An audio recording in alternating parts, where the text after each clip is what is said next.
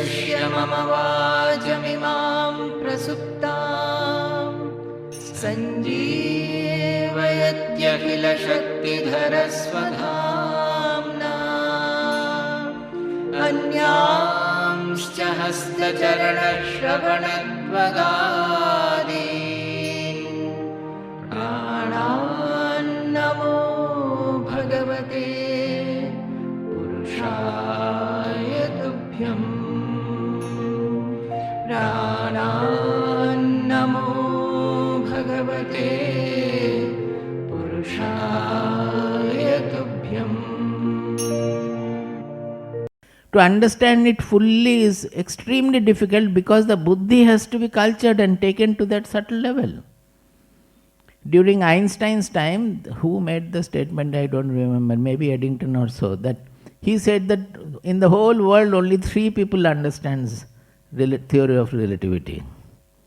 One is Einstein himself, one is he himself, the person who made the statement, and he mentioned about another. Why? Because even the scientists, Nobel laureates also were finding it very difficult because of the abstraction. We are behaving in a 3-dimensional world of 3 space coordinates. That is our world. A 4-dimensional world where time is the 4th coordinate, they were not able to conceive of. So even in objective science also, to conceive the truth, the buddhi has to undergo great culture. So what to speak of this transcendental science of understanding our own subject, which the science has prevented right in the beginning. They say if we go into the subject, then everything will become unexplained. So we will not question anything, we will not inquire into the subject. Our whole enquiry will be restricted to the objective world which the subject finds, subject sees, subject knows. This is the fundamental postulate of physics or postulate of objective science. They don't consider the subject. Whereas in spirituality, our rishis understood that the whole thing is depending on the subject. Unless we know the subject, we cannot understand the world at all. And it is true. Whatever you do with the world, finally we will not be able to understand. Because it is we where the world is appearing to be. I spoke about the dream. But even in normal conscious awareness also, wakeful awareness also, unless anything appears in our consciousness, will we know it? There are so many particles moving here. I don't know about it. They are not appearing in my consciousness. There could be another world of a different kind existing here. As long as it doesn't appear in my consciousness, we will not know it. So truly speaking, although something is appearing as external and the thoughts, emotions are appearing as internal, whether it is external or internal, all of them will have to appear in the consciousness. Some are appearing as external to the body, some are appearing as internal to the body. Everything has to appear in the consciousness. So this Atma is the revealer of everything. आत्मा सब कुछ प्रकाश करता है, करती है. आत्मा is pulling a स्त्रीलिंग. आत्मा सब कुछ प्रकाशित करता है. तो आत्मा को कौन प्रकाशित करेगा? बोलिए. अगर कुछ आत्मा को प्रकाशित करता है तो वही है आत्मा. आत्मा को कोई और प्रकाशित नहीं कर सकते हैं. If something else reveals the Atma, then that revealer is the Atma. That which is revealed is not the Atma. It is the body, mind, personality or something else. So this concept of a small Atma, moving from body to body, that is not to be considered in spirituality at all. The spiritual Atma is the transcendental ultimate truth. That is why Shankaracharya says that Shlokadhena pravakshyami yaduktam granthakotibihi. He says that whatever is spoken of in crores of literature, crores of the granthas, gospels in our literature, I will express it in half a shloka. Half a shloka means each shloka has got 2 lines, 4 padas. 1 line means 2 padas. So, half of the shloka is already over. Shlokardhena pravakshyami yaduktam grantha kotibhi. This half shloka is over. Only 1 line, the half shloka is left. He says, Brahma satyam jagan mithya jivo brahmaiva naparaha. He says this half a shloka expresses the whole truth. What is that? Brahman is the reality, is the truth. And whatever we are seeing is the multifarious manifestation at variety and all. That is mithya. Now if you say mithya, again I have to explain what is the mithya. Don't think that they are not there. They are there, but they are not as they appear to be. Mithya doesn't mean that they are not there. Then if I am not there, my statement also is not there. Then I am saying mithya, that is also not there. Then mithya disputes mithya, nothing is there or everything is there. That doesn't mean. So mithya means something else. We can go into it some other time. Jivo brahmaiva naparaha. That we consider to be our jiva, that is the conscious element in us. That itself is the Brahman. It is not different at all. As long as we see the reality of the body-mind personality, we call it a fragment of the consciousness in the body and all. But when we go into it in reality, we find that that alone is. And in it, the whole universe appears to be. Everything else is appearing. It is not difficult to understand if you think deeply and do some analysis, because whatever we are perceiving, unless it appears in our mind, in our consciousness, we will not know it. So whatever we are interacting with, are they not written in consciousness? Be it gross, this appearance of gross objects is also in the consciousness. It is a concept in the consciousness. Appearance of subtle thoughts, emotions, concept of God, they are also appearances in the consciousness. Everything is concept in the consciousness. Appearances in the consciousness. So, that way this spiritual moksha is, wherever we are now finding bondage, that bondage will be removed. We will feel free. Where all we are finding I am not free, I am bound, in all those positions I will feel that I am free. Now if I want to become good and not able to become good, every time I hurt others or do something else, I am suffering from that. That bondage will not be there. You will behave freely. Similarly, you want to know something, know the truth. I am not clear about the truth. I am not able to understand about the truth.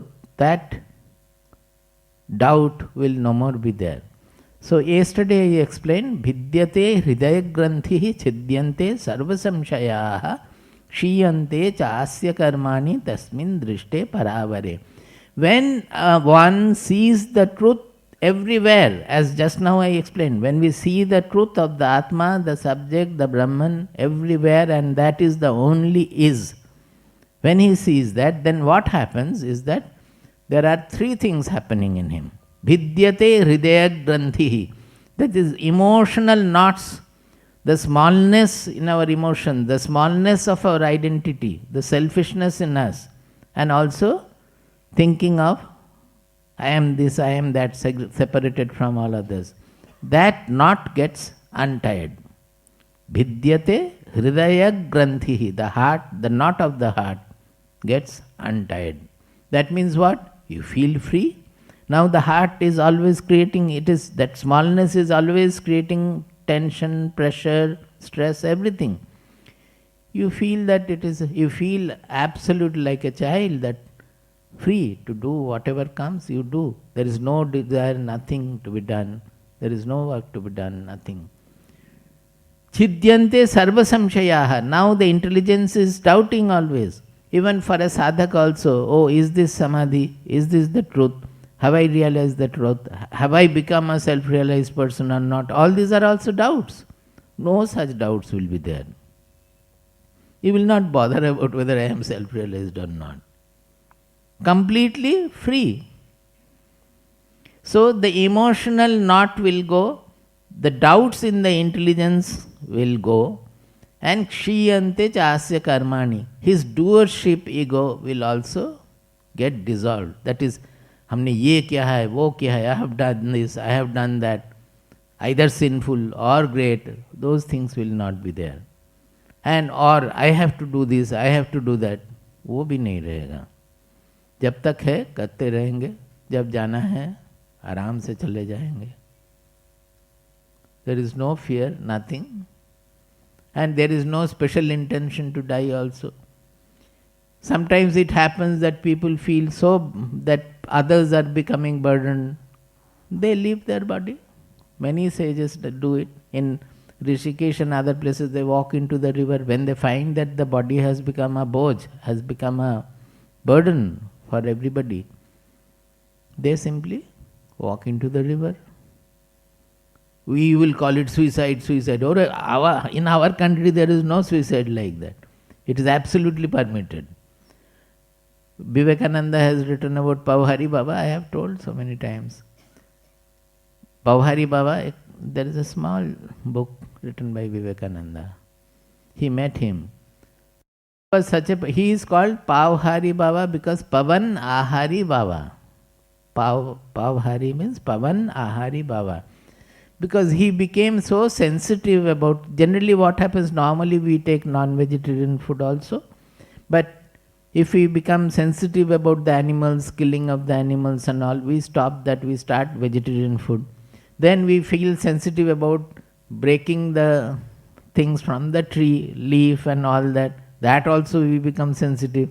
So we start living on dry leaves which have fallen from the tree.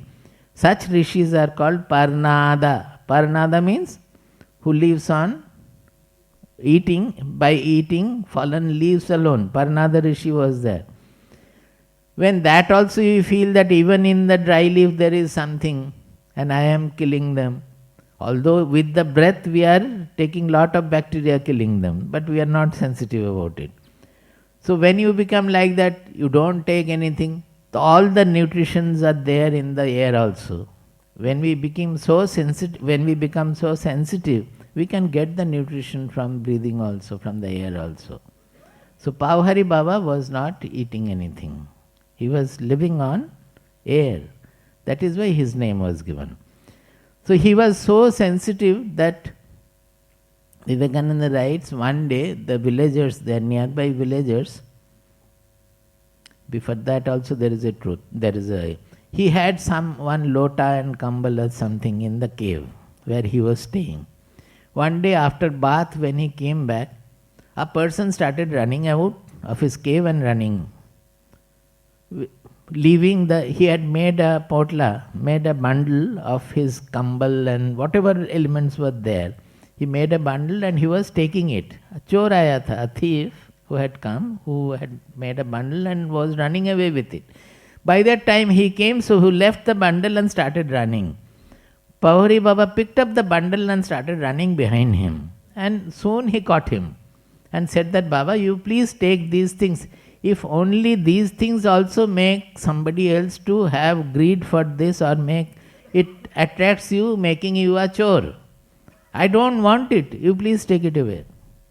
वो जबरदस्ती से उनको दे दिया, भेज दिया.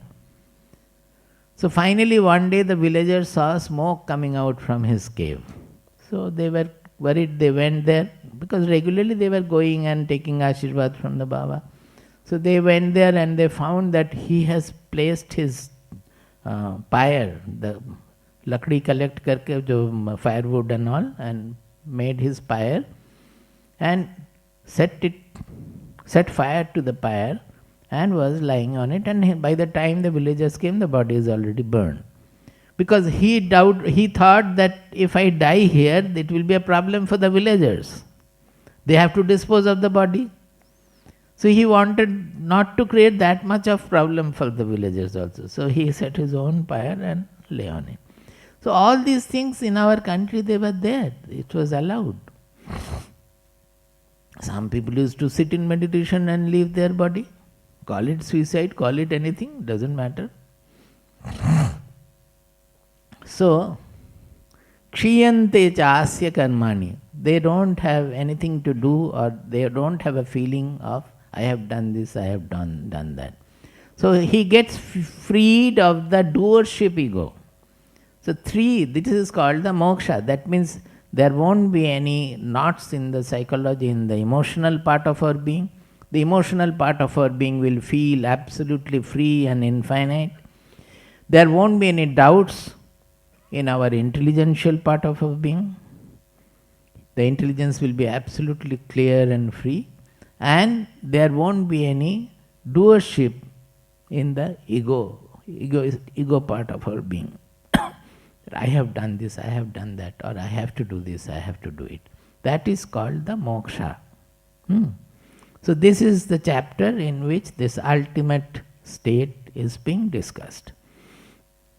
Now, in Bhagavad Gita, all the terms have been redefined with a very enlightening meaning. For example, generally sannyasa, this chapter is called Moksha Sannyasa Yoga also. Both names are there. Moksha Yoga or Moksha Sannyasa Yoga.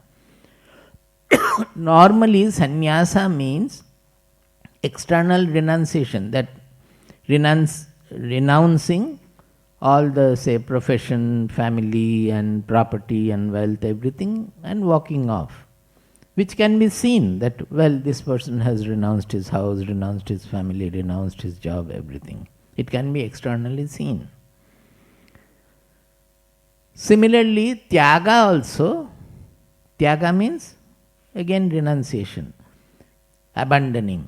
That also is generally understood as something you leave, that you left your home, you left your property. These are all tyaga. But because this spiritual knowledge and spiritual ultimate spiritual growth and fruition is all internal, Bhagavad Gita defines everything as an internal attainment.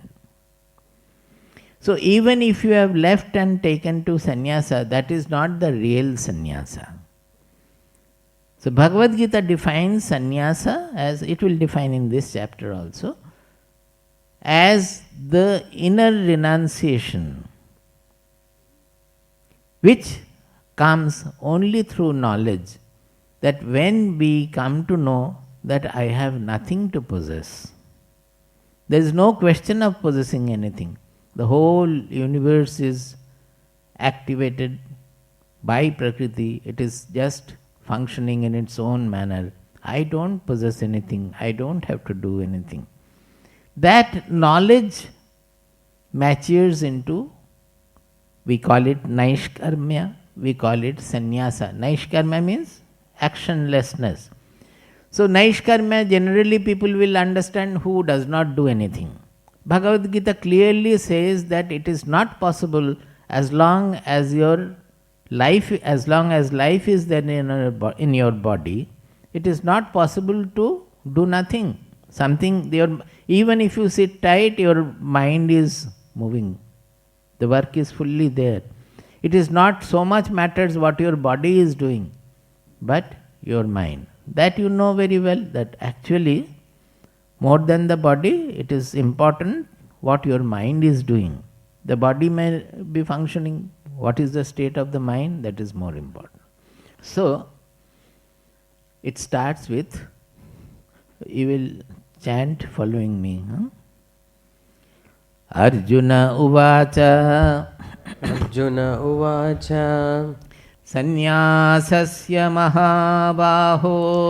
Sannyasasya mahabaho. Tattvamichhami veditum. Tattvamichhami veditum. Tyagasya cha hrishikesha. Tyagasya cha hrishikesha. Prithakkeshi nishudana. Prithakkeshi nishudana. See, here Arjuna is calling Krishna with three names: Mahabaha, Rishikesha, Keshi Nishudana. Three names in one shloka. Mahabaha means a man of strength. It means, literally it means who has great hands, but actually it means who is man of strength. Then Rishikesha means Rishikasya Isha. That means Rishika means the Indriyas, the sense organs. One is Isha means master, the controller. One who is a controller of the senses, who is master of his senses. That is the Rishikesha. Keshi Nishudana means Keshi was a demon who represents again some characteral evil in us, who subdued the Keshi, is Keshi Nishudana. All the three are names of Krishna. So if you read in the prose form, it becomes Arjuna Uvacha, O Mahabaho, Rishikesha, Keshi Nishudana. These are all Sambodhana, he is calling, comma, Sannyasasya Tyagasya cha Tattvam Prithak Veditum Ichhami. Sannyasasya Tyagasya cha Tattvam. Tattva means the essential truth, the essence of it, the essential truth. Tathya means the data, information, true information. Tattva means the essence. So he says that, O Krishna, I would like to know separately what is the essence of sannyasa and what is the essence of tyaga. This is the question on which the whole chapter is based. Now already Krishna has spoken about sannyasa tyaga earlier also. If you go to chapter 3.4, chapter 3, the 4th verse, he says, Na karmana manarambhat naishkarmyam purushosnute na cha sanyasana deva siddhim samadhigacchati. He says, na cha sanyasanat eva siddhim samadhigacchati. So there he is saying by sannyasa also siddhi cannot be had. So here in the beginning he is using the usual concept of sannyasa, that is leaving your work, leaving home, leaving job, everything, you walk off. That is the sannyasa. People think that that will give me the ultimate truth. So they leave and they go and they think that this is the path. He says no, you cannot ensure that just by external living you will be able to attain the truth. Siddhim samadhi, samyak adhigacchati. The siddhi, the truth cannot be had well just by this kind of sannyasa. That means just by leaving. Actually, you know, we have two kinds of sannyasa. One is called Vividisha sannyasa, another is called sannyasa. Vividisha means Veditum ichha, means Janne ki ichha, Vividisha. That means the eagerness to know. Eagerness to know the truth. For that we leave the household life or worldly life and walk off. That is called Vividisha sannyasa. That means I don't know, but I take to an exclusive pursuit which I believe will give me I will finally be able to attain the truth by that. Another is called Vidvat sannyasa, where you might not have left. You might not have taken to sannyasa ashrama, or you are still in household or brahmachari life or so. Or you are in some other life, whatever it is. The question is that through knowledge you have understood that I have no possession at all. I don't do anything. I don't enjoy anything. The whole universe is functioning like as in the Prakriti. My body, mind, personality is also functioning. I am not touched by anything at all. So that is the real sannyasa. It has already happened within. It has happened within, in your mind, that I have nothing to do, I have not done anything, neither I have to do anything in the future. I don't do anything. He may do hundreds of works, but he feels that I don't do anything at all. So when this state has unfolded in his mind, automatically his lifestyle also changes and he takes to a sannyasa. Sannyasa life means the external sannyasa life. That is called Vidvat Sannyasa. In Yajnavalkya, Brihadaranyaka Upanishad, who has written the largest and the most profound Upanishad, Brihadaranyaka Upanishad is so thick. Now, it starts, the Brihadaranyaka starts with the statement of Yajnavalkya that he divides his property between his two wives, Katyayani and Maitreyi. Maitreyi, na? And he says that they ask that why are you doing this? He says that I have to take up sannyasa. I am going to take up sannyasa. Then Katyayani was happy because she got half the property. She can now buy enough of sarees and all without asking the husband. So she was very happy. But Maitreyi was not like that. Maitreyi was a Brahma Vidushi. She was given to knowledge. Maitreyi asked that, well, is it so? Then with this property, do you think that I will be able to attain the ultimate? Whatever property you have given to me? Yajnavalkya said, no, certainly not. Then this statement of Maitreyi is very famous. That she said that, Yenaham namritasyam tenaham kim kuryam. Yena aham na amritasyam. By which I will not attain immortality. You are going to attain immortality. You are leaving household for that and leaving your property with me.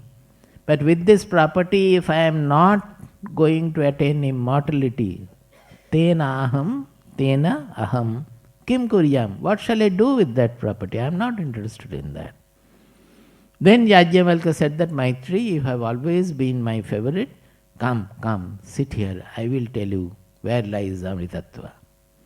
Now, before taking up sannyasa, Yajnavalkya has discussed everything about the truth in Brihadaranyaka through Maitreyi Yajnavalkya Sambhada, and there are so many others also. So, when such a person takes to sannyasa, it is the Vidvat sannyasa. It is not with the aim of attaining the knowledge that he is taking to sannyasa ashrama. Sannyasa becomes a natural outcome of his knowledge. So these two are, there are various other kinds of inferior sannyasas also, but these two are main divisions. That one, to attain knowledge we take it, the external life. Another, it automatically the external lifestyle changes because of the attainment of the knowledge. Now here naturally in fourth verse of third chapter he is saying that this external sannyasa, you cannot ensure that it will give you the ultimate attainment, and you cannot call it the ultimate. Na karmanam anarambhat naishkarmyam purusho asnute. Similarly, naishkarmya siddhi is a great siddhi. Naishkarmya siddhi, there is a book which people do not read at all, it is so difficult. It is written by Sureshwaracharya, who was in his earlier life, who was Mandana Mishra. So he was given to lot of yaga, jajna, etc. Shankaracharya defeated him in their argument.